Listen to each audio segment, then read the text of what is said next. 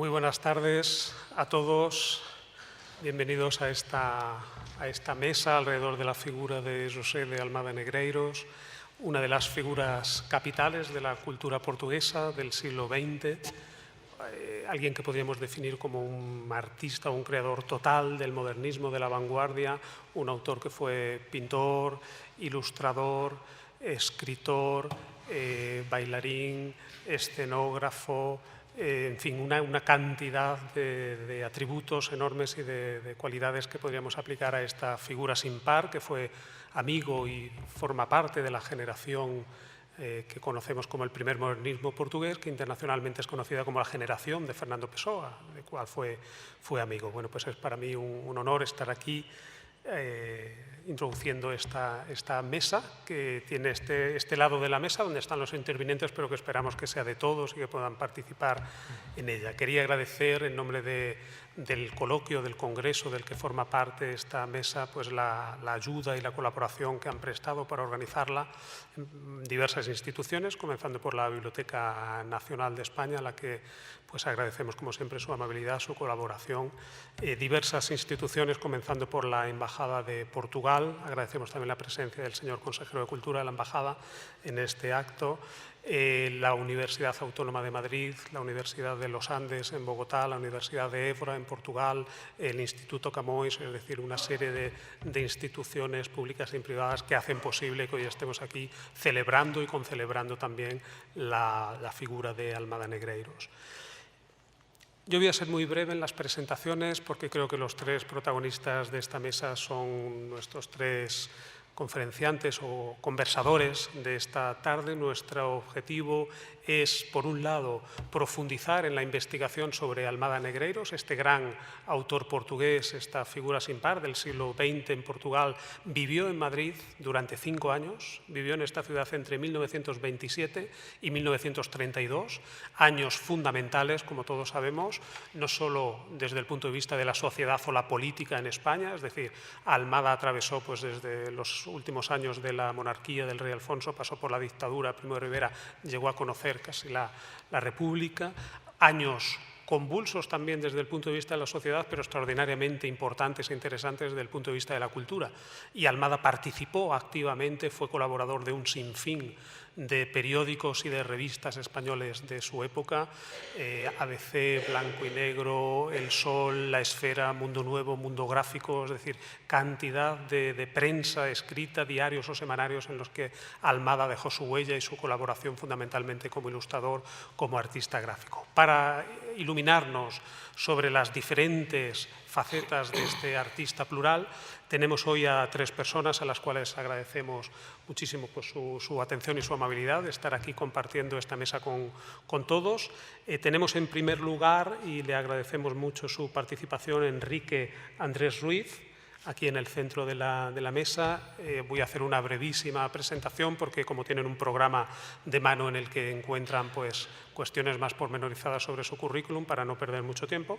Enrique Andrés Ruiz, que es poeta, es escritor, es crítico de arte, colaborador habitual del diario ABC, exactamente con sus críticas de arte, uno de los diarios que acogió con mayor generosidad exactamente y dentro de su grupo editorial, el de ABC, que era el mismo grupo editorial de Blanco y Negro, uno de los lugares donde se acogió con más generosidad la obra de Almada.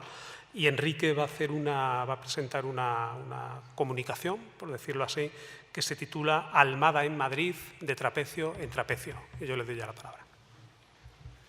Muchas gracias, Antonio, por en fin, haberme dado la oportunidad de volver a esta casa, que siempre considero que es la mía. Gracias a la Biblioteca Nacional, gracias a la Embajada de Portugal. Muito obrigado por tener esta ocasión para charlar sobre un asunto bien interesante y que merece, desde luego, nuestro recuerdo. Por mi parte, tengo que decir que como las cosas viejas pues, cada vez vuelven con mayor dulzor, me gusta hoy recordar otra tarde de hace muchísimos años en Lisboa, de camino de Lisboa a Belén, en la que paramos en lo que resultó ser el Museo da Electricidade, donde se celebraba una feria, un mercado de libros viejos, de estampas etc. El caso es que yo salí de allí, de aquella feria, con dos papeles, digamos, a los que guardo mucho cariño y que me gusta recordarlos hoy porque marcan un poco los puntos, los jalones entre los que se desarrolla ese centro, ese núcleo de la vida de Almada, que yo creo que lo caracteriza como un artista especialmente muy particular, singular. Uno de esos papeles era el texto del Ultimátum futurista ás xerasoes portuguesas do século XX, en una edición que reproducía el célebre manifiesto pronunciado por Almada Negreiros en el Teatro de la República de Lisboa, en una actuación memorable del 14 de abril de 1917, que se publicó luego en el número único de la revista Portugal Futurista. Y el otro era la edición de la conferencia que el propio Almada había escrito para otra ocasión, pues también muy curiosa, muy particular, como era la del estreno en noviembre de 1938 en el cine de Tivoli de Lisboa, de la película de Walt Disney, Branca de Neve e os Sete Anões. La conferencia se acabó titulando Deseños animados, realidad imaginada, pero en todo caso, entre esas dos fechas, quiero decir, 1917 y 1938, yo creo que pasaron las cosas más determinantes, incluida su propia estancia en Madrid de 1927 a 1932, de la vida de este artista que a mí se me presenta como una especie de prototipo, una especie de arquetipo de lo que un hipotético antropólogo cultural pues, podría llamar el hombre de las vanguardias. En efecto, Almada Negreiros, hombre de las vanguardias. Ese homo vanguardista que sin duda fue Almada casi paradigmáticamente, resulta sin embargo que también fue un portugués muy portugués y que este elemento acaba por matizar esa especie de universalismo al que atribuimos a esa figura del vanguardista internacional, hasta caracterizarlo como una especie de, digamos, de homo vanguardista lusitanensis, que ya no sería tan exacta reproducción del modelo internacional. Pero por lo pronto sí, Almada fue sobre todas las cosas un vanguardista, un hombre de la época de los sismos, por decirlo, recordando a Ramón Gómez de la Serna, que por otra parte y de una manera completamente natural fue su corresponsal, su interlocutor español más destacado. Diremos que antes incluso de la bienvenida madrileña en el Café de Pombo, parece que Ramón ya se había encontrado con Almada en dos ocasiones, una española de 1922 o 1923, es el propio Ramón quien habla de Almada en la Sagrada Cripta de Pombo, entre los que pasaron por Pombo, y otra en Lisboa en un homenaje que los escritores portugueses dedicaron al escritor español, que por otra parte tanta devoción mostró siempre por ese país en 1925. Fue Ramón, y al hilo de la exposición de dibujos que Almada celebró en Madrid, en los salones de la Unión Iberoamericana, en el Paseo de Recoletos, organizada por la Gaceta Literaria de Ernesto Jiménez Caballero, nada más llegar en 1927, quien escribió en un artículo titulado El alma de Almada: esto de Almada Negreiros es el ser impar en medio de la pintura y la literatura portuguesas, sobre las que salta de trapecio en trapecio.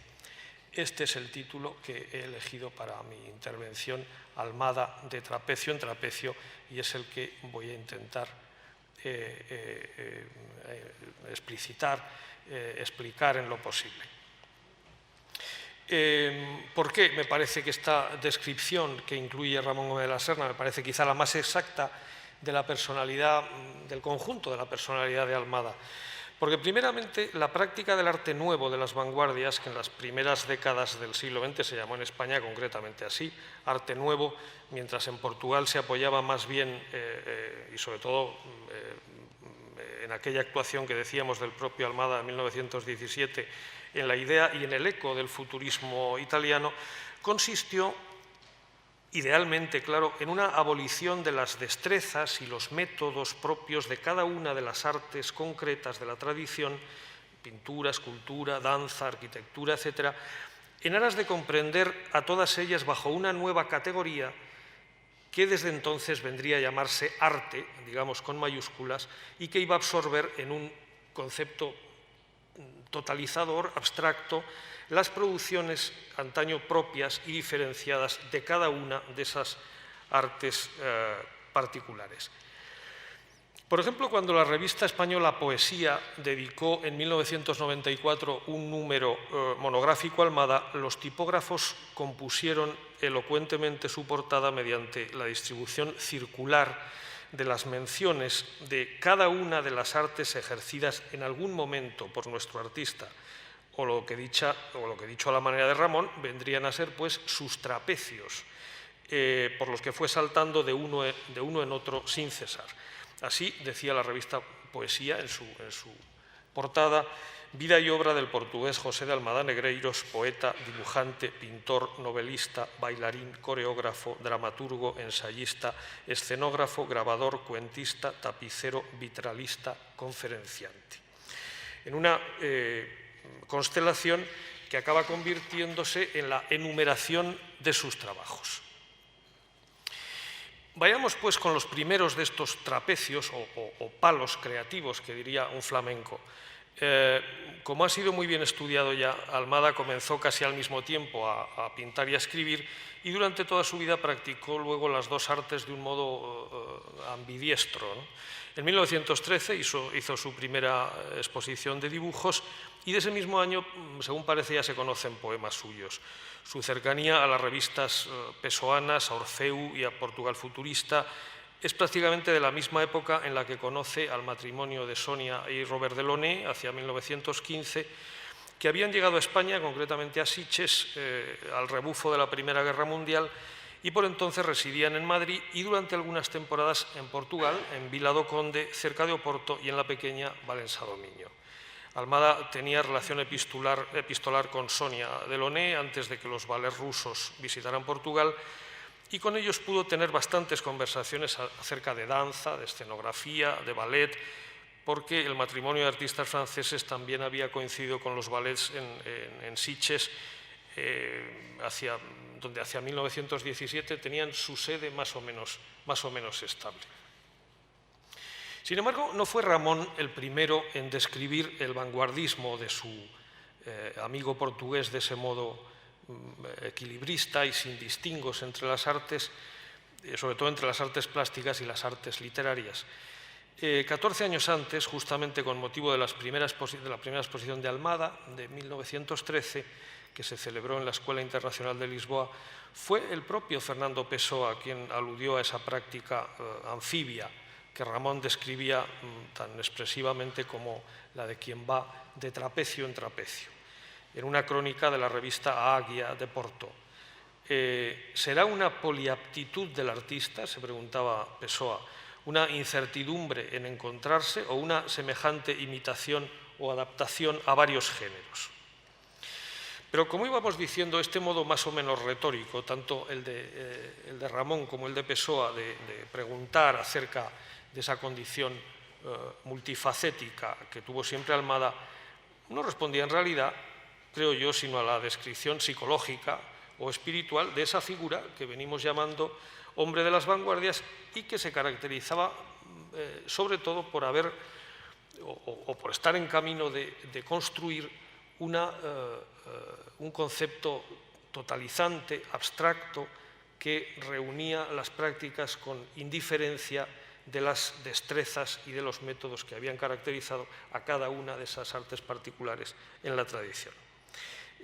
Lo entenderemos enseguida con decir que aquel mismo año de 1917, del que data el ultimátum futurista, con el que tan contento salía yo aquella tarde de Lisboa de hace ya muchos años, fue el mismo en el que Almada publicó su libro K4 o Cuadrado Azul, cuya portada es casi un compendio ejemplar de constructivismo gráfico, de aire alemán o soviético, y él mismo en el que entra en contacto personalmente con los ballets y emprende el periodo en el que sus actuaciones escénicas de baile y danza serán más frecuentes.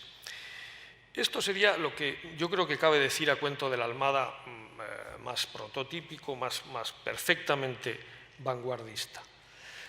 Pero como decía al principio, yo creo que cabe decir lo otro, quizá más sutil y tenuemente, decirlo en el camino de una exploración que precisamente nos va a llevar al Madrid en el que Almada residió y trabajó de 1927 a 1932. Quizá debamos recordar primero la evolución del arte portugués y la del español antes de 1927, porque yo diría que el Madrid que encuentra Almada ese año es el Madrid de la eclosión del grupo poético famoso, impulsada, como es sabido, por la celebración del centenario de Góngora, pero también, y sobre todo por lo que respecta a las artes plásticas, son los tiempos de la implantación de la SAI, de la Sociedad de Artistas Ibéricos, que había sido presentada 2 años antes en la celebración célebre del Retiro, pero que 2 años después ya había levantado el vuelo como para emprender un programa de exposiciones nacionales e internacionales en una representación casi institucional de lo que en España, como decíamos, se llamaba arte nuevo. De hecho, Almada participó en una de esas exposiciones de la SAI, de la Sociedad de Artistas Ibéricos, la organizada en San Sebastián en 1931, poco antes de regresar a Portugal. Por lo demás, aquel Madrid también era el de los ya bastante desvanecidos ecos del ultraísmo. Puede ser que el único movimiento de vanguardia genuinamente español o exclusivamente español del que Ramón Gómez de la Serna era la memoria y todavía el espíritu activo, abierto a los sismos europeos que iban pues, a sucederse uno a uno por aquellos años. Pero todavía quedaba algo en lo que quiero detenerme con una cierta atención. Porque visto con la perspectiva que da el tiempo, diremos que aquel año de 1927 y los inmediatamente anteriores y posteriores son sobre todo, y por lo que atañe a las artes visuales, los tiempos en los que 2 artistas españoles, el pintor Benjamín Palencia y el escultor Alberto Sánchez, construyeron una especie de código estilístico, de código formal, muy de vanguardia y no obstante muy caracteriológicamente español. Esta era además su intención explícita, una especie de formalización o codificación de unos rasgos estilísticamente autóctonos, muy modernos y sin embargo muy enraizados, para cuya fabricación Alberto y Palencia habían bebido en un cierto Picasso, según los propios artistas, en una cierta beta de la tradición española que pasaba también por la espiritualidad de San Juan de la Cruz o de Zurbarán, aunque también de las frecuentes visitas de los 2 artistas al Museo Arqueológico Nacional y a sus colecciones de arte, como se diría entonces, primitivo, más o menos espoleados por lo que habían podido ya ver en las revistas francesas en las que se reproducían los modelos admirados entonces de la escultura negra, revistas como Cahiers d'Art, por ejemplo. Se trata, en fin, de la llamada Escuela de Vallecas, aunque hay que decir que esta denominación no es coetánea de lo que era el movimiento, de lo que eran los años de auge de Alberto y de Palencia, porque arranca más bien de unas declaraciones memorialísticas que hizo en los años 60 el propio Alberto Sánchez en Moscú, donde se encontraba desde el fin de la Guerra Civil y donde murió, y en las que habló de las excursiones que en efecto hacia 1927 solía hacer por los terrenos áridos, asolados, desnudos del sur de Madrid, en concreto por los campos hoy ocupados por el barrio de Vallecas, en torno al llamado Cerro Almodóvar o Cerro Testigo, en compañía de otros muchos artistas, entre ellos los pintores Juan Manuel Díaz Caneja, Maruja Mayo, Gil Bel o Luis Castellanos, o los poetas Miguel Hernández o un joven Luis Felipe Vivanco, a los que no sabemos si alguna vez acompañó, pero desde luego sí sabemos que estuvo en estrecha relación con ellos nuestro hombre José Almada Negreiros, junto al periodista portugués Joaquim Novaes Teixeira.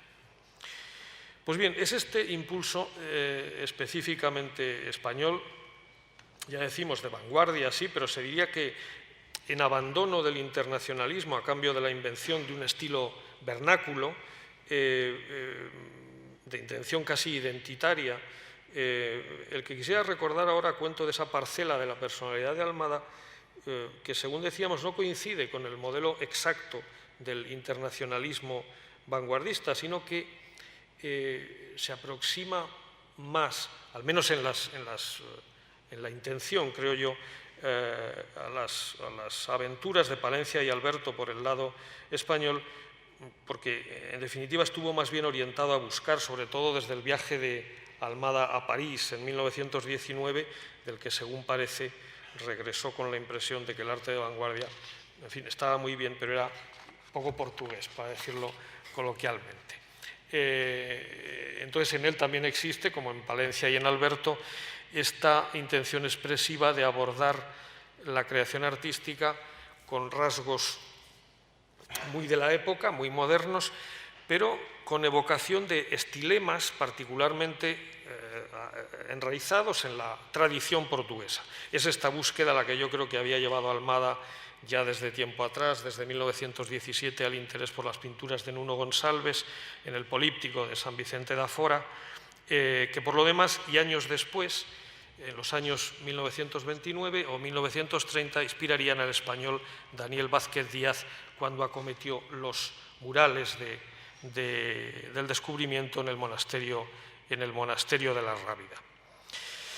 En fin, por lo que cuenta Portugal, yo creo que el rumbo de las vanguardias estaba trazado desde las aventuras futuristas, pero también a través de las obras de artistas más o menos aislados que Almada admiró, como fueron el poeta suicida Mário de Sacarneiro y los artistas Guillermo de Santa Rita Pintor, con el que fundó en 1916 el Comité Futurista de Lisboa, y sobre todo el gran Amadeo de Sousa Cardoso, el pintor por antonomasia de la vanguardia poscubista lusitana. Y luego también hay otra historia, que no es la de uno u otro país, sino la de la relación entre los dos países. Por lo que a esto se refiere, yo creo que la modernidad prevanguardista tuvo un episodio hispano-portugués importante, como es el de las reiteradas estancias de Unamuno en Portugal y su amor declarado por esa tierra. El siguiente episodio cronológico sería el de las relaciones de Fernando Pessoa con España, y si no con España, con las que, según nos ha ilustrado con sus excelentes estudios Antonio Sáez, tuvo una no muy afectuosa relación, sí con algunos amigos de la onda precisamente ultraísta, como Isaac del Bando o más que ninguno Adriano del Valle.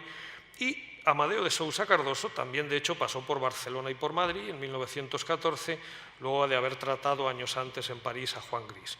Pero sin duda los episodios de más conexión son los que significan la estancia de Ramón Gómez de la Serna en Portugal. Lo vemos fotografiado sobre el enorme ventanal abierto al Tajo en su casa de Estoril, construida en 1923, y a la inversa la de Almada en España. Aún así, no son los únicos. Daniel Vázquez Díaz, como decíamos, hizo un retrato de Almada en 1922, de muy antigua militancia entre los artistas ultraístas de Ramón. Y a propósito de Vázquez Díaz, Portugal y Almada, hemos evocado un recuerdo bastante emotivo.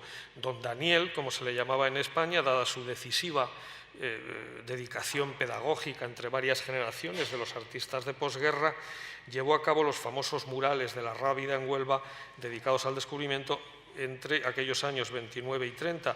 Pues bien, el referente, como se dice hoy, la imagen eco que preside desde la tradición esas pinturas, es la de las maravillosas de Nuno Gonçalves, vistas en el Museo de Arte Antiga o das Janelas Verdes. El caso, en fin, es que José de Almada Negreiros llegó a Madrid en el 27 y en ese momento no llega a un lugar deshabitado de amigos ni de afines, ni el futurismo de Portugal ni el ultraísmo español. Se puede decir que eran movimientos ya vivos, lo mismo que el impulso vanguardista. Sacarneiro se ha suicidado en París, Amadeo y Santa Rita Pintor también han muerto. Almada es un artista que ha saltado ya por lo menos por 2 o 3 trapecios, el de la pintura, el de la poesía, el del ballet, pero su estancia en Madrid, me aventuro a decir, significará otro trapecio más en ese peregrinaje suyo por las prácticas artísticas, que será sobre todo el de la arquitectura, arte con el que colaborará desde entonces con decoraciones y murales durante todo el resto de su vida.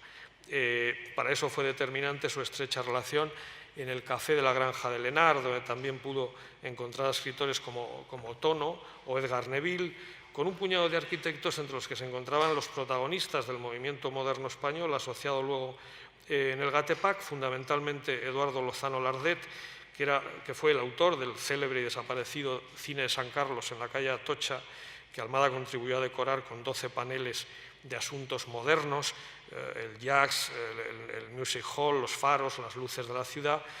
Luis Lacasa, exiliado luego como Alberto en Moscú, y a quien Alberto precisamente hizo aquellas sus declaraciones sobre Vallecas al comienzo de los años 60, y sobre todo Fernando García Mercadal, acaso el arquitecto español más puramente identificado con el racionalismo internacional, visitante de la Bauhaus, artífice de la visita de Le Corbusier a España. García Mercadal había sido, tan solo un año antes de la llegada de Almada, el autor del zaragozano Rincón de Goya, que pasa por ser la primera construcción racionalista española. En recuerdo de los trapecios almadianos, cabe decir que este edificio pionero de Mercadal constituye un ejemplo ilustrativo del nuevo arte.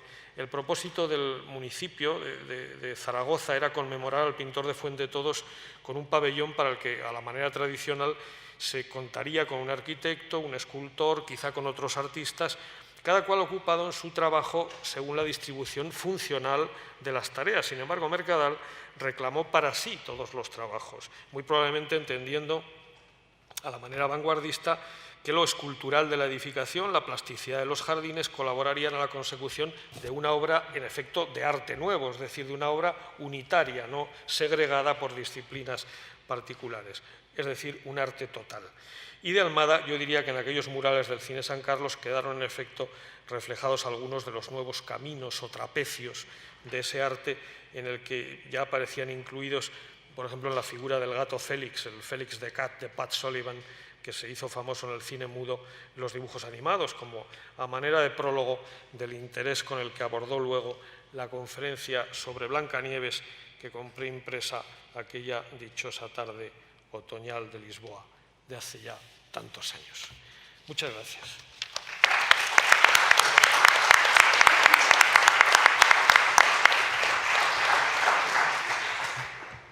Muy bien, pues muchas gracias a Enrique por esta intervención. Gracias también por ajustarse al tiempo que habíamos estipulado. El final de su intervención, que nos habla de la Almada en relación con el mundo de la arquitectura y con el volumen, con las tres dimensiones, nos sirve muy bien para saltar a ese otro trapecio del que ahora nos va a hablar Antonio Iraizoz, que es arquitecto, precisamente especialista en urbanismo, especializado con trabajo realizado en el área del patrimonio y de la conservación.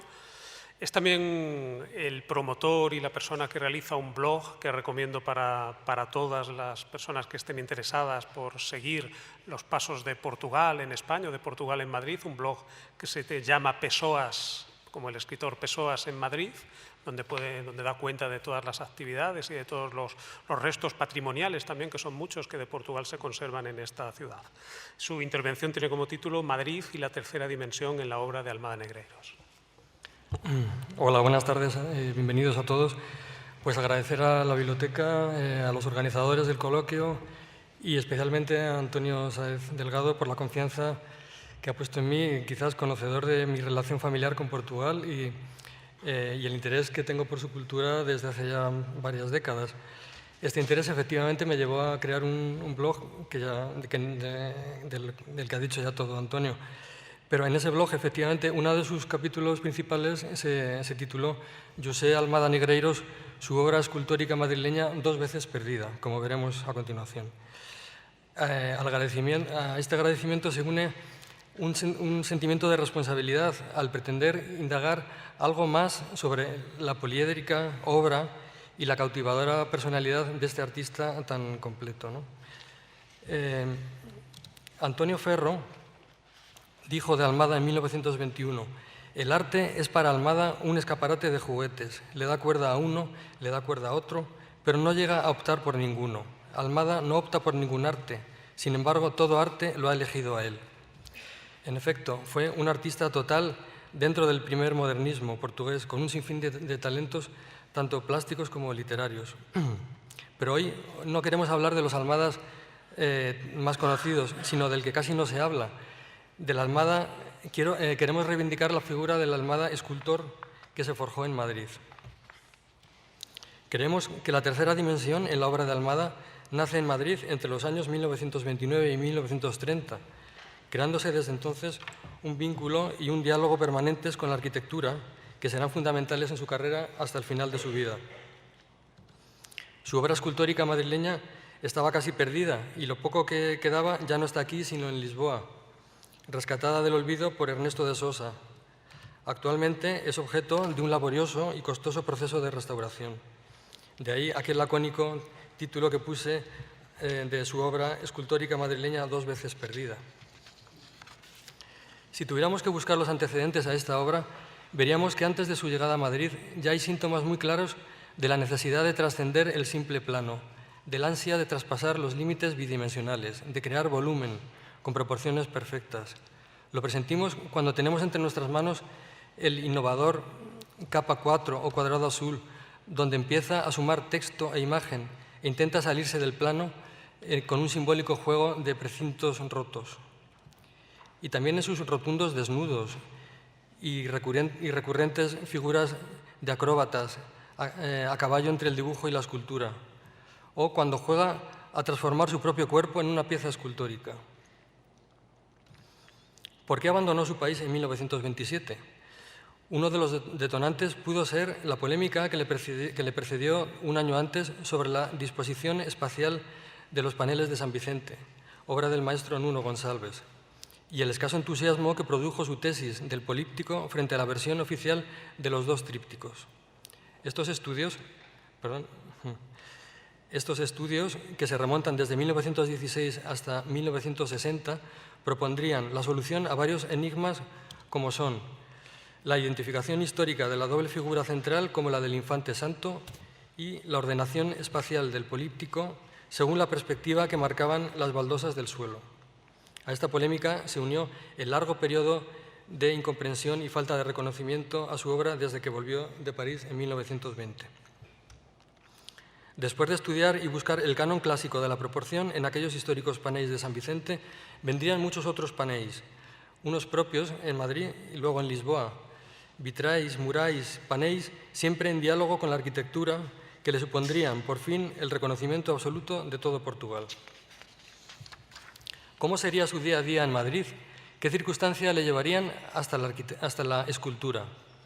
La vertiginosa y fértil vida profesional de Almada en Madrid se repartía entre dos focos, 2 de los principales centros de intercambio de información de la época, como eran los cafés de tertulia. Ahí tenemos el Café del Pombo, llamado la cripta del Pombo, capitaneada por Ramón Gómez de la Serna, y la Granja El Henar, dirigida en 1927 por Valle-Inclán. Es curioso recordar que 28 años antes, en 1899, Valle y Bueno protagonizaron el famoso incidente por el cual Valle perdió el brazo al defender el honor de su amigo e ilustrador portugués Leal da Cámara, esta vez en la tertulia del Café de la Montaña de la Puerta del Sol. Vamos ahora a dar un paseo con Almada por aquel Madrid que él conoció. Si nos situamos en el número 12 de la calle del Príncipe, donde él tuvo un estudio, vamos a pasear hasta el Café del Pombo. Y veremos, es uno de los itinerarios del romanticismo isabelino de la segunda mitad del XIX.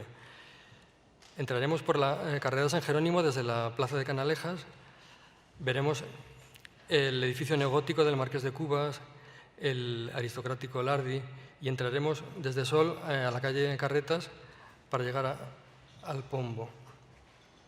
Si paseamos ahora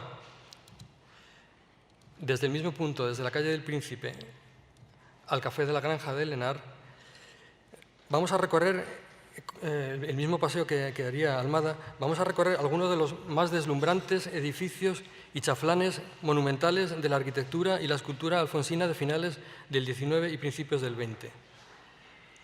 El Banco Hispanoamericano de Canalejas, el edificio de Tomás Allende y el de Meneses, la embocadura de la calle Sevilla, con esta perspectiva increíble, el edificio de la Equitativa, el casino de la calle Alcalá, el Banco de Bilbao, la Unión y el Fénix más arriba, la Unión y el Fénix del encuentro con Gran Vía, el Círculo de Bellas Artes, donde al lado estaba el Café Granja Elenar. Es decir, este recorrido, ¿por qué no?, podría influirle a la mentalidad de Almada. Vámonos ahora muy cerca de la calle del Reloj, donde estuvo viviendo una temporada en casa de Novaes Teixeira. Esta es una fotografía deliciosa donde vemos a Almada con un grupo de amigos portugueses recién llegados en un Oldsmobile. Pertenece al álbum de Fernanda de Castro, que está entre sus pasajeros. Se localiza en la Gran Vía, esquina Callao. Y pienso que esta foto denota la admiración de Almada por la arquitectura monumental y contemporánea que allí se concentraba. Con obras de Zuazo, como el Palacio de la Música, que esta mañana hemos visto que tuvo gran relación con Almada. El desaparecido Hotel Florida de Palacios, el Cine Callao de Gutiérrez Soto, el edificio Carrión de Martínez Feducci y Eced, y el Palacio de la Prensa de Muguruza. Si todo este despliegue arquitectónico y escultórico es impactante para cualquier paseante, mucho menos pasaría inadvertido a los ojos tan creativos e inquietos de Almada. Bien al contrario, le haría soñar con hacer realidad el reto futurista de Marinetti de hacer arte para la calle. Él podría llevar la escultura con su anhelado lenguaje moderno hasta la arquitectura y la escena urbana madrileñas. Otra circunstancia importante pudo ser en su personal búsqueda de la proporción clásica. Un año después de llegar a Madrid, descubre en las estampas de Historia del Arte, labor de una biblioteca, la relación 9 décimos entre el arquitrabe y la cornisa del Tesoro de los atenienses de Delfos, y en la composición de una vajilla de Susa del cuarto milenio a.C. Con ella vendría el número de oro y la proporción áurea, que aplicó después a los paneles de Nuno Gonçalves, proporciones y trazados reguladores que ya la acompañarían obsesivamente toda su vida. El dilema Pombo o Granja Elenar. Del Pombo solo diremos que era para Madrid lo que a Brasileira para Lisboa. Recordaremos que allí fue acogido con los brazos abiertos, como hemos visto con Enrique, por Ramón Gómez de la Serna, al que conoció en Lisboa 2 años antes y al que le unirá una estrecha relación personal y profesional. A pesar de ser también recibido en el Pombo, su contacto con los arquitectos Enrique Segarra y Luis Lacasa introducen a Almada a partir de 1929 en la tertulia del Café Granja Elenar, tertulia de arquitectos, con los que se llevaba mejor que con los pintores, presidida por Arniches y Domínguez, autores de la reforma efectuada en 1924 en el antiguo café, junto a la tertulia literaria de Valle Inclán. Antonio Ferro nos vuelve a recordar que en la Granja Elenar la cultura y vivacidad del joven portugués tuvieron un entusiasta recibimiento.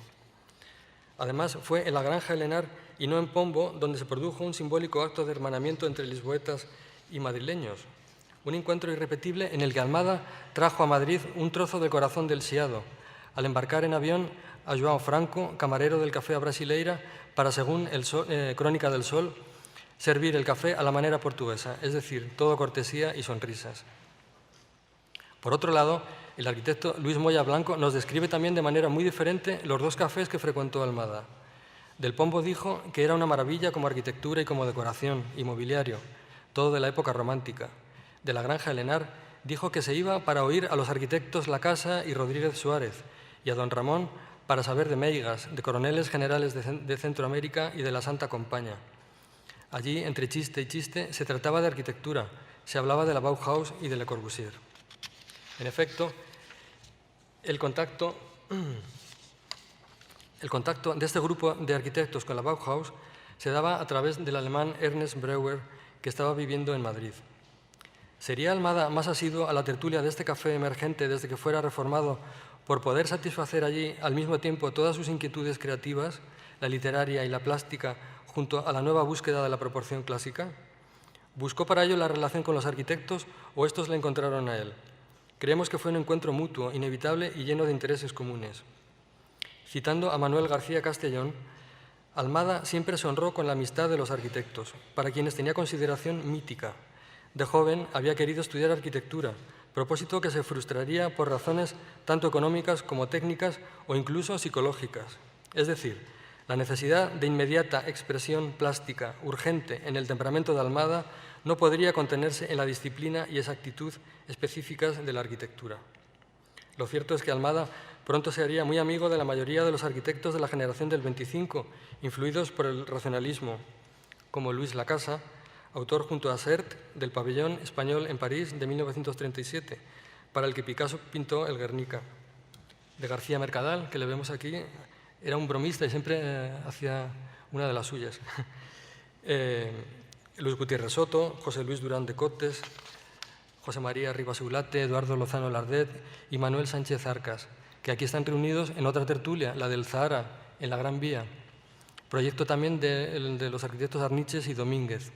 De aquellos contactos con los arquitectos de vanguardia surgirían 4 importantes obras para Almada. Hay que recordar que solo un año antes, 3 arquitectos ya habían introducido el futurismo con 3 obras hito de la contemporaneidad española. La primera, la estación de servicio Petróleos Portopí en Alberto Aguilera 18, obra de Castro Fernández Sou. El Rincón de Goya en Zaragoza, del que nos ha hablado ya Enrique, de García Mercadal. Y la casa del Marqués de Villora en Serrano 130 de Rafael Bergamín.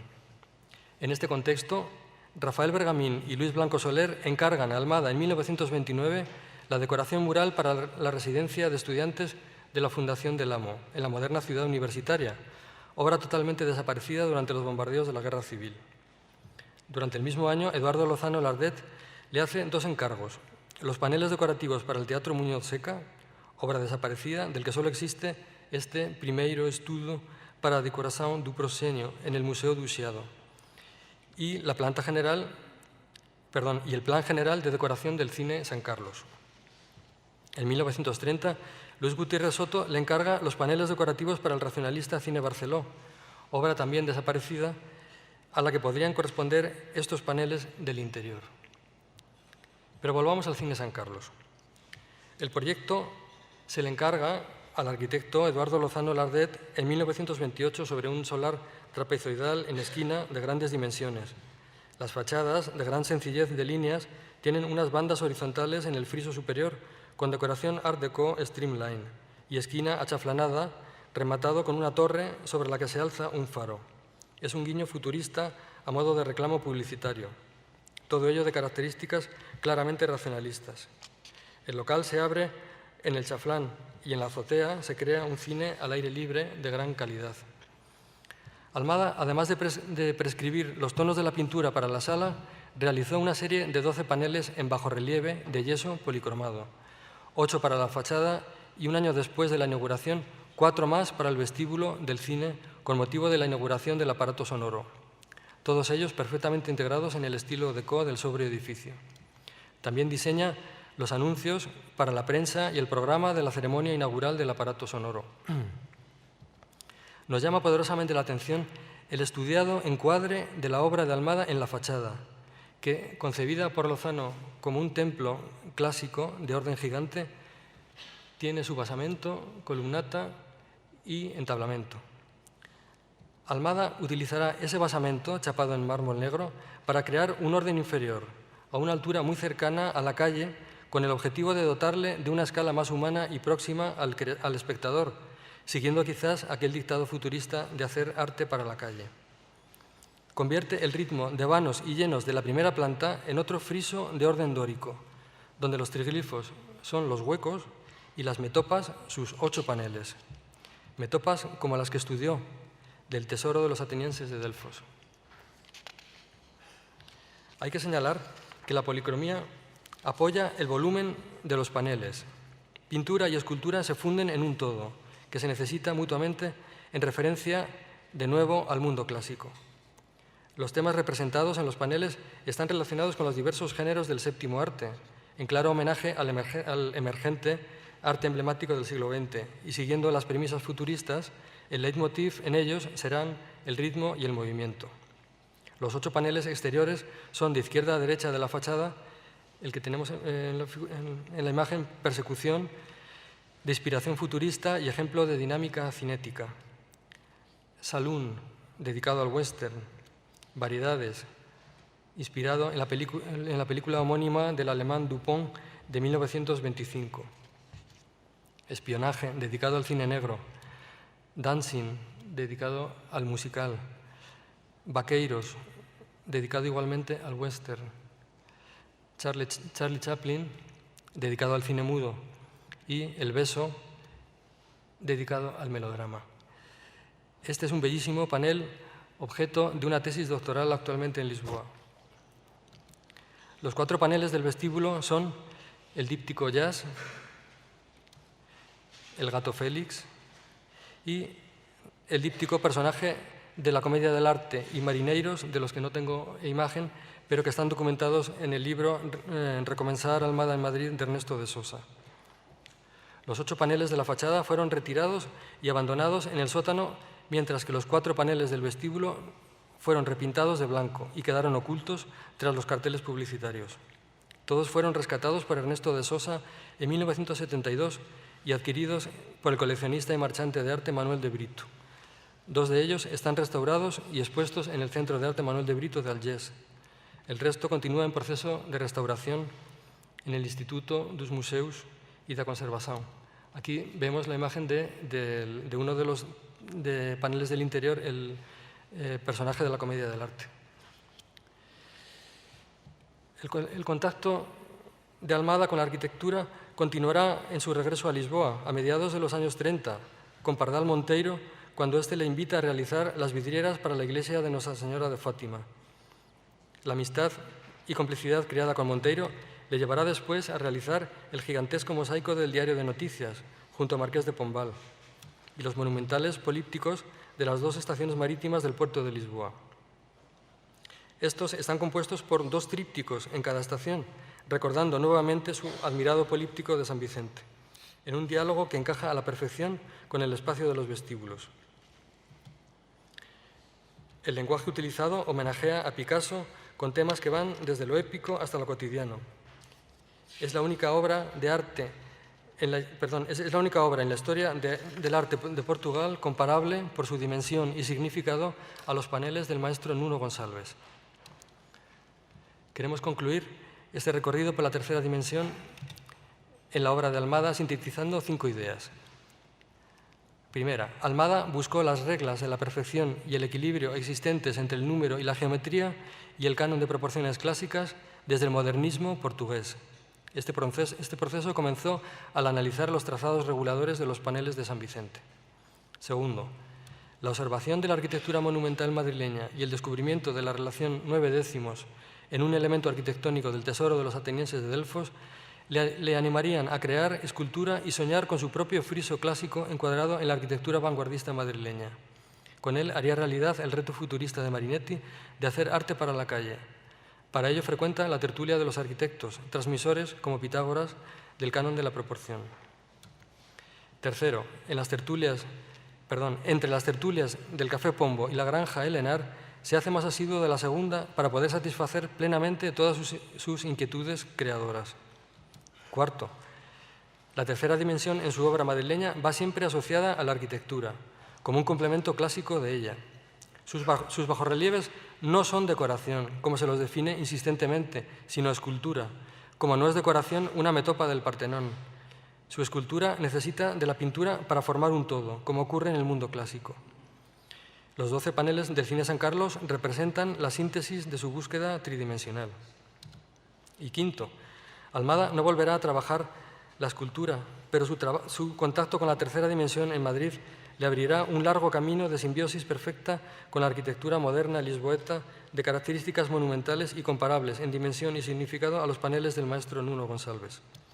Ya al final de su vida creará su testamento artístico con el tema de la divina proporción y el valor sagrado del número en el gran panel grabado en piedra titulado Comenzar, para el vestíbulo de la Fundación Gulbenkian. Muchas gracias.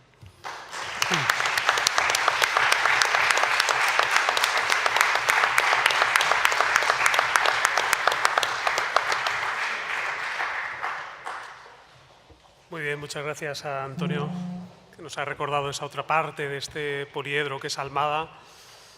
y también nos ha hecho pasear un poco por el Madrid que él vivió y que está aquí muy cerca de donde ahora nos encontramos. ¿Hay que darle aquí o...? Vamos a pasar a otra dimensión de nuestro personaje. Vamos a pasar quizá, tal vez un poco, vamos a cambiar de registro y vamos a ir de la dimensión más pública y más social de Almada a conocer detalles que vinculan esa vida pública y ese trabajo artístico de Almada con su esfera más humana o con su esfera más íntima. Tenemos con nosotros en tercer lugar y por último a David Novaes, que es investigador, restaurador, empresario musical. Él pertenece a una familia de periodistas, a una estirpe de personas ligadas al mundo del periodismo y es nieto de Novaes Teixeira, Joaquín Novaes Teixeira, que fue la persona que acogió en su casa a Almada Negreiros cuando vino en el año 27 a vivir a Madrid, una de las personas que lo acompañó y que aparece citada en numerosísimas ocasiones cuando encontramos en la prensa madrileña de aquellos años la referencia a las personas que lo acompañaban en los banquetes públicos, en las exposiciones, siempre aparece este personaje, Novaes Teixeira, del cual hoy nos va a hablar su nieto, David Novaes, con una intervención que se titula Novaes Teixeira, el Cicerone de Almada en Madrid. Pues muchas gracias a los asistentes y a Antonio Sáez Delgado por haberme dado la oportunidad, gracias a este coloquio sobre Almada Negreiros en Madrid, de dar a conocer una parte de la vida y obra de mi abuelo Joaquín Novaes Teixeira, que aunque ha sido recientemente reivindicado en Portugal y objeto allí de varios estudios, de un libro monográfico y de un documental de ficción, todavía es un gran desconocido aquí en España. Como el tiempo de exposición es limitado y hay muchas cosas que contar, tendré que abreviar algún aspecto, pero estará en breve una copia escrita con la conferencia íntegra a vuestra disposición. Me voy a apoyar en algunas imágenes para hacerlo más atractivo. Yo os adelanto que será fácil localizar a Novaes Teixeira, nunca se separaba de sus gafas. Perdón. Aquí está. Aquí le tenéis con Almada Negreiros y con mi abuela en el año 27 en una verbena madrileña. Vamos a conocer en primer lugar el periplo vital de este portugués errante que he dibujado sobre este mapa.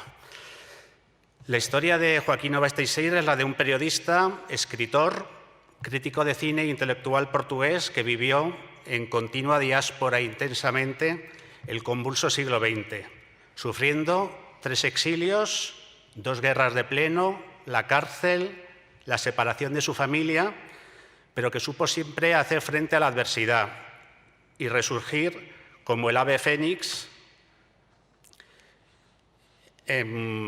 abanderando incansablemente la cultura luso-brasileña, tendiendo puentes culturales y cimentando sólidas amistades a lo largo de su apasionante periplo vital.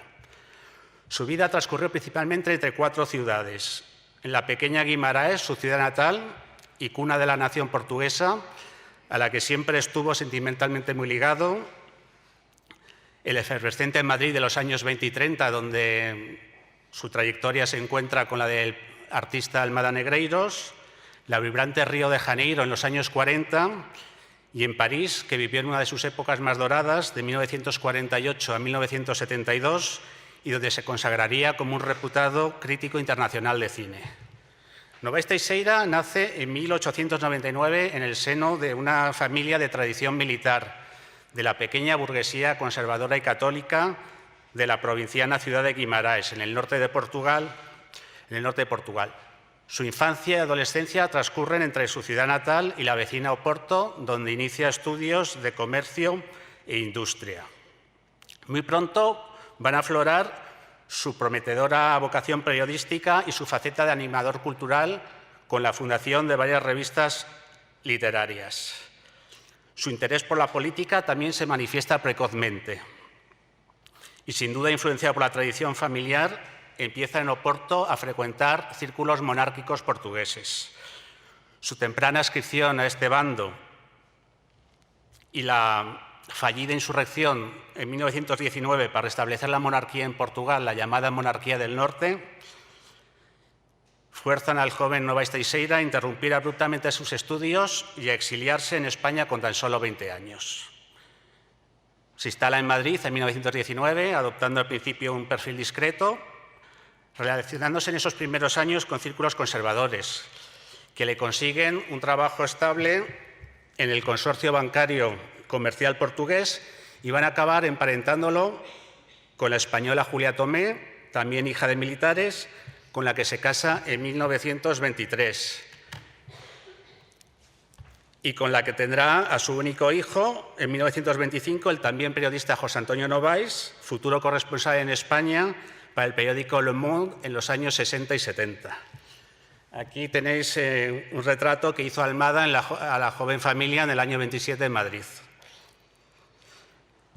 Como veis, nada hacía presagiar el profundo cambio que experimentaría el todavía provinciano y monárquico Novaes Teixeira en los siguientes años madrileños, en los que va a recuperar su perfil de animador cultural, va a madurar como intelectual, se convertirá en un activo periodista y abrazará desde el primer momento los ideales de la Segunda República.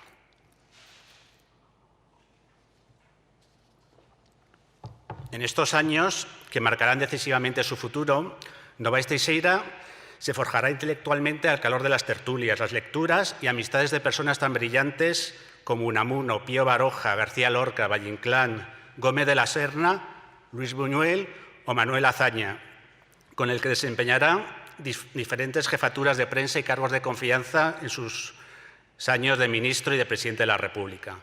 En Madrid, Novaes Teixeira se hace periodista, se hace crítico de arte, cronista de sociedad, ensayista, tertuliano, traductor, y escribiendo para medios portugueses de gran tirada y participando activamente en la vida social e intelectual, contribuye como nadie a dinamizar las relaciones socioculturales entre Portugal y España, que pasarán entonces por uno de sus momentos más fructíferos.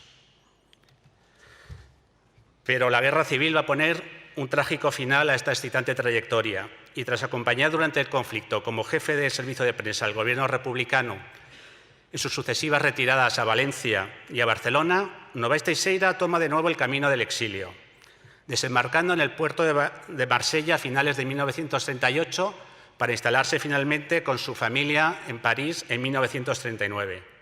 Pero allí la vida se complica muy pronto, con la entrada de Francia en la Segunda Guerra Mundial. La escasez de recursos y las negras perspectivas de futuro provocan una crisis familiar y la separación física de su mujer, que decide, gracias a los buenos contactos de su familia en la España franquista, volver a España, regresar a España a finales de 1939 con el hijo de ambos. Novaes Teixeira ve a los ejércitos nazis entrar en París y solo y entre la espada y la pared opta por acogerse a una amnistía portuguesa que había proclamado recientemente la dictadura de Salazar y que iba a permitir a los súbditos portugueses volver sin problemas a Portugal al margen de sus afiliaciones políticas. En la imagen veis el pasaporte que le emitieron a Novaes Teixeira en París con la inscripción del decreto de amnistía y que le permitió volver a Portugal.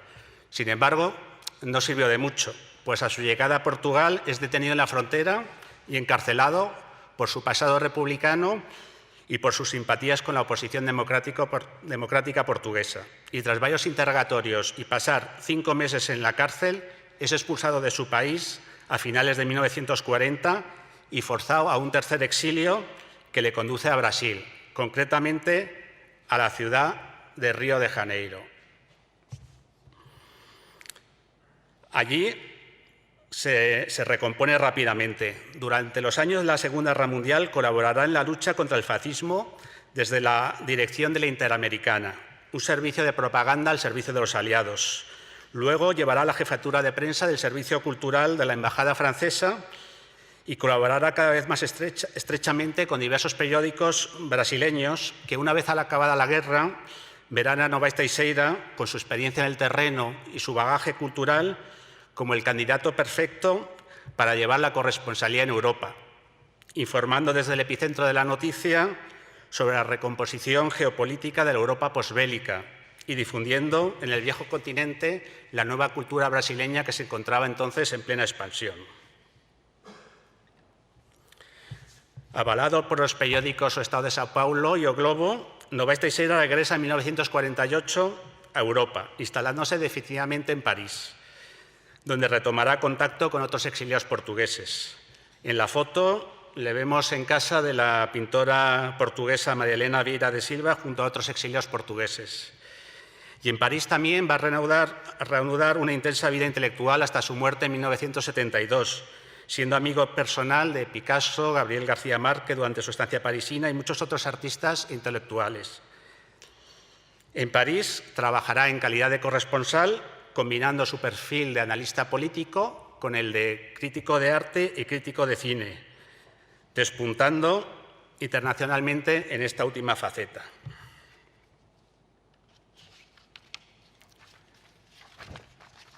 Novaes Teixeira asistirá al nacimiento de la Nouvelle Vague, introducirá el nuevo cinema brasileño y portugués en Francia y Europa. Será el valedor del cineasta Manuel de Oliveira, que le dedicará in memoriam en 1981 su película Francisca.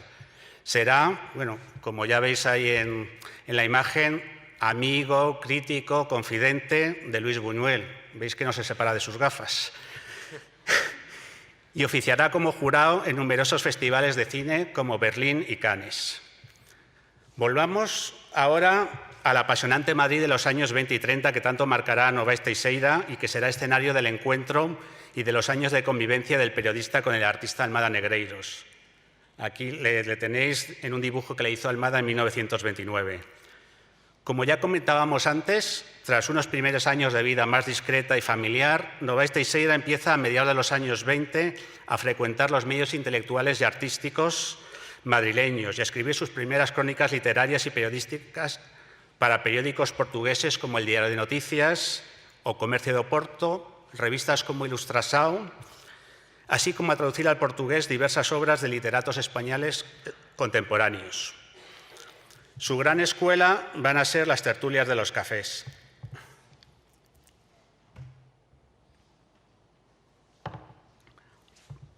Novaes Teixeira se introduce con mucha facilidad en los círculos intelectuales y literarios madrileños y se convierte en un activo participante en varias tertulias, en las de Valle Inclán y de Manuel Azaña, del Café Regina. Aquí está, este es el Café Regina. Perdona. No le doy yo a esto. Aquí está Novaes Teixeira, en la tertulia de Valle Inclán. Ocasionalmente también participa en la de Ramón Gómez de la Serna, en el Café Pombo, y activamente en varias tertulias que estaban en el Café La Granja de Lenar, donde coincidirá, entre otros, con Unamuno, García Lorca, Luis Buñuel, que se sorprenden al escuchar a este joven intelectual portugués inquieto y brillante, enamorado de la cultura española y obstinado en buscar puntos de encuentro y afinidades entre Portugal y España. En esos años, Novaes Teixeira se convierte en su faceta de mediador cultural entre las culturas españolas y portuguesa, en un embajador de facto de ambas culturas, y es retratado así a mediados de 1929 en una crónica del periódico Heraldo de Madrid. Joaquín Novaes Teixeira, el culto escritor portugués que tanto ha trabajado y trabaja por difundir en la vecina República de Portugal nuestra cultura y nuestra literatura, siempre hispanófilo, joven, inteligentísimo trabajador, fue quien inició con gran intensidad y eficacia la importación en Portugal de libros españoles traducidos al portugués. La difusión del castellano en Portugal se debe en gran parte a este animoso escritor.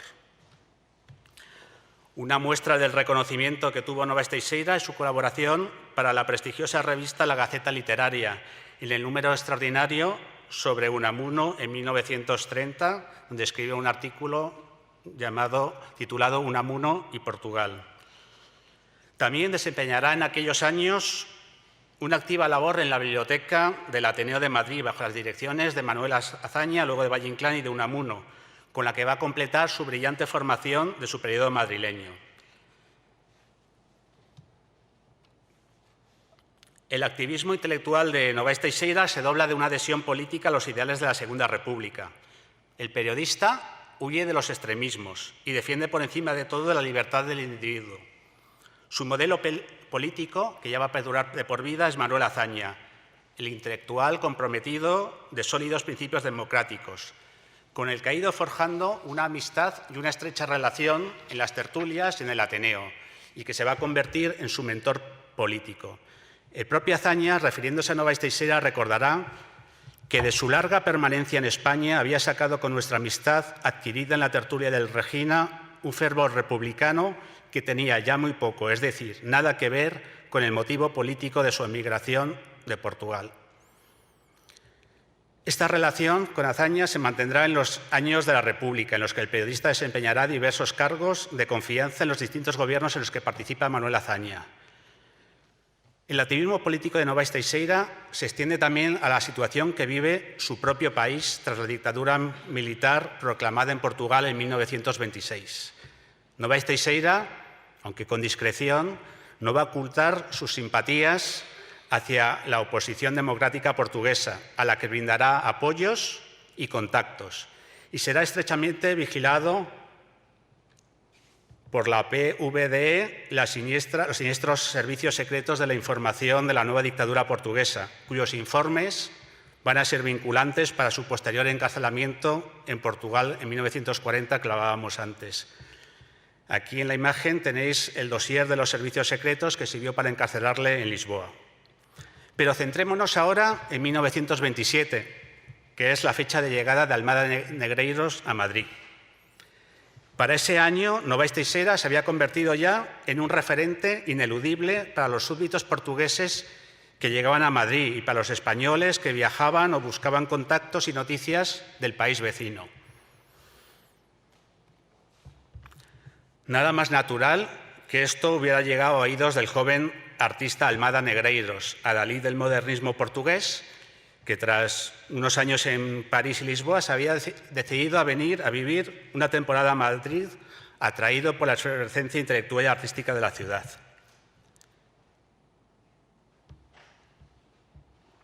Con estos antecedentes, a principios de 1927, Joaquín Novais Teixeira y su mujer reciben en su casa madrileña de la calle del Reloj, a escasos pasos del Senado, a un Almada Negreiros recién llegado a Madrid, sin apenas recursos económicos y sin ayudas del gobierno portugués.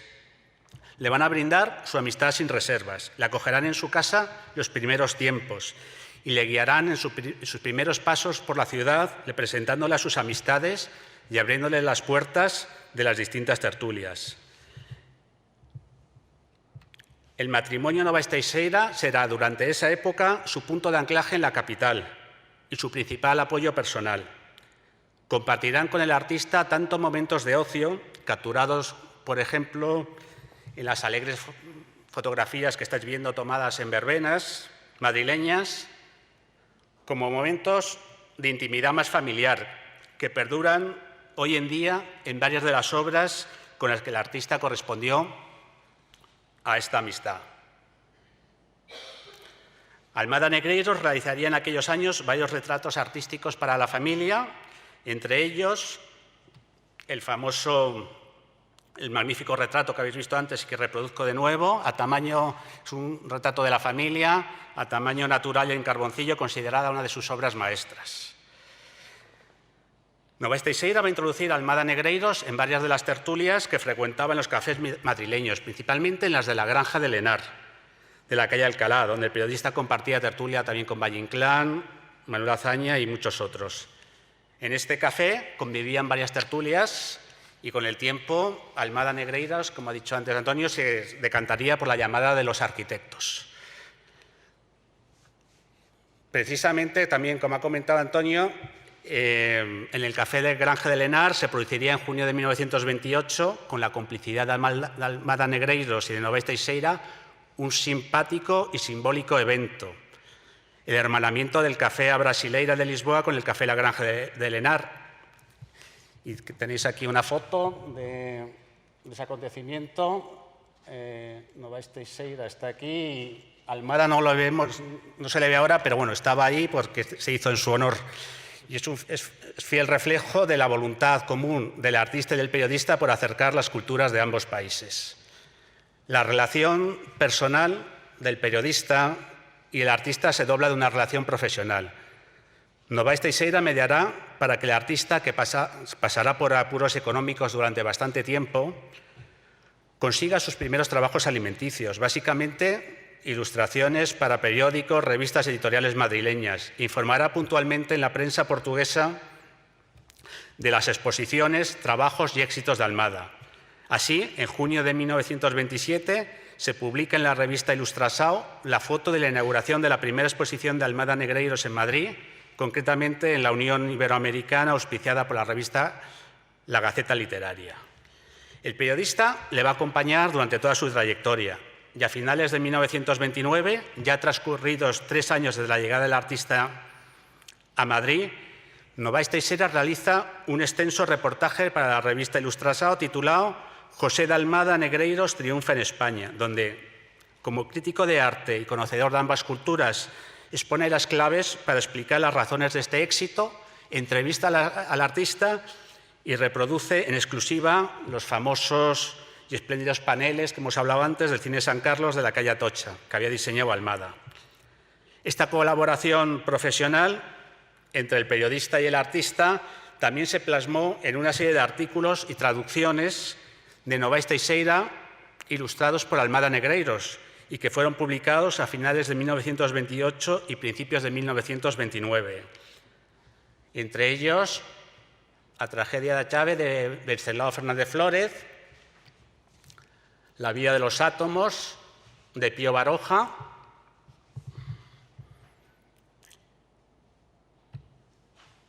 y un artículo se llama Que nunca vio Lisboa, donde en este artículo veis que Almada ilustró el artículo con dibujos de escenas cotidianas del periodista. Que nunca vio Lisboa es una divertida confidencia que hace el periodista a sus lectores y donde les confiesa que nunca había estado en Lisboa y que no había sido capaz de sincerarse hasta ahora con el fin de no defraudar a todos los españoles que le tenían como referente y le pedían en todo momento consejos y recomendaciones para viajar a Lisboa y a los que intentaba atender con más o menos fortuna. Y ya, para terminar, me gustaría hacer una breve reflexión más personal sobre este tándem que formaron en Madrid estos dos portugueses tan singulares. Por un lado, hay que reconocer que Novais Teixeira y Almada Negreiros coincidieron en Madrid en un periodo único y extraordinario, que empezó en marzo de 1927, unos meses antes de la puesta de largo de la famosa generación del 27, y que se prolongó hasta 1932 en los albores de la Segunda República. No es de extrañar que esta época marcase tan profundamente sus vidas y su obra.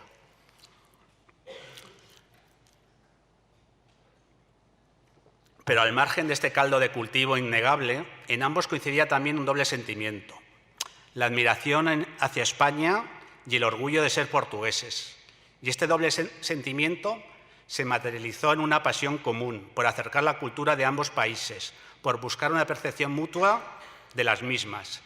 En este sentido, la relación personal entre el periodista y el artista les permitió retroalimentarse intelectualmente y aunar energías para esta causa común, que pusieron en práctica buscando incansablemente las afinidades entre las culturas portuguesas y españolas, tendiendo puentes para aproximarlas y favoreciendo el encuentro y el constante diálogo. Además, ambos eran afables, vivos, inteligentes, trabajadores, polifacéticos, apasionados, cultos y extremadamente sociables. Y con ese bagaje y esa pasión común constituyeron un formidable tándem de mediadores culturales, un tándem irrepetible que influyó decisivamente en uno de los periodos más prósperos de intercambio cultural entre España y Portugal. Esto es todo.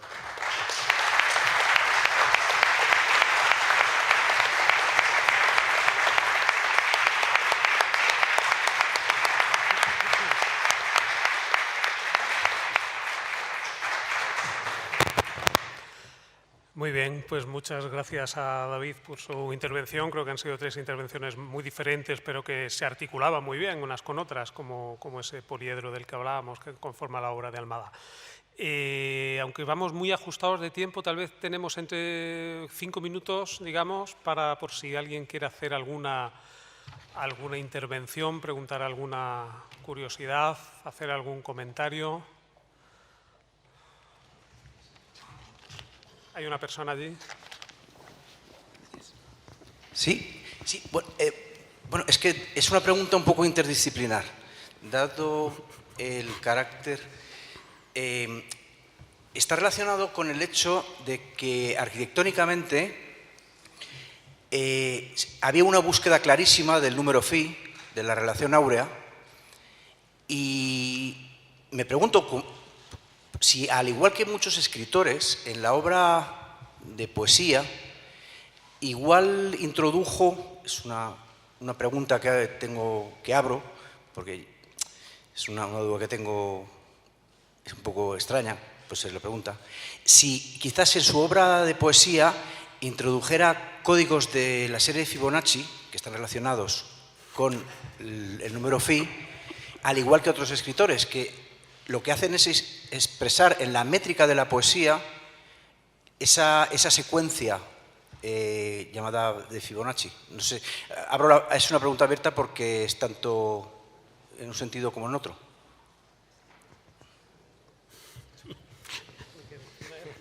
Nos falta un matemático en la mesa, ¿no?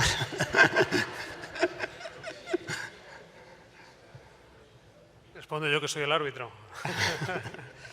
Yo creo que en su poesía, hablo como lector de la poesía de Almada, no podemos, en principio me atrevería a decir que no encontramos esas claves. Aquí en la sala hay otros especialistas, o hay más especialistas o auténticos especialistas en Almada, podrán dar su opinión, pero yo no encuentro ninguna clave en ese sentido. Fernando, Mariana, Sara, estamos de acuerdo, ¿verdad? Ajá. Gracias.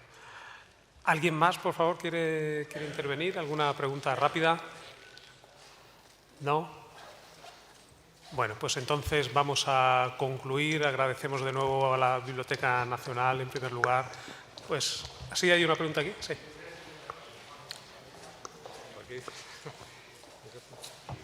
Viene ahí el micrófono. Un segundo que viene el micrófono. Sí, más que clasicismo en Almada no hay un expresionismo que es la otra vía distinta al clasicismo, o sea, lo epicúreo frente a lo apolíneo, ¿no? Y yo creo que hay más de dionisíaco, quiero decir, que de apolíneo en Almada. Yo creo que en Almada todo es posible y es compatible, o sea, y lo demuestra en los polípticos de las estaciones marítimas, donde empieza con un lenguaje clásico, digamos, y termina con un lenguaje cubista o recordando siempre. Entonces, yo creo que hace compatible todo, ¿no?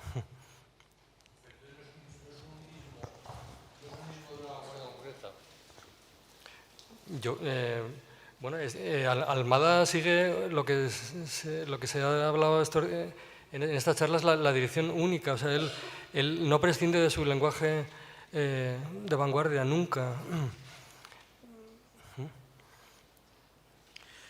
Muy bien. Bueno, pues como tenemos realmente que cerrar esta sesión, les agradecemos muchísimo a todos su presencia. Almada está esperando lectores y está esperando espectadores. También en Madrid, y especialmente en Madrid, muchos de los artistas de su época aprendían a ser artistas o eran artistas en París. Esta mañana concluíamos que Almada fue artista y fue Almada en Madrid, y creo que ese es un privilegio para esta ciudad que ya le une para siempre.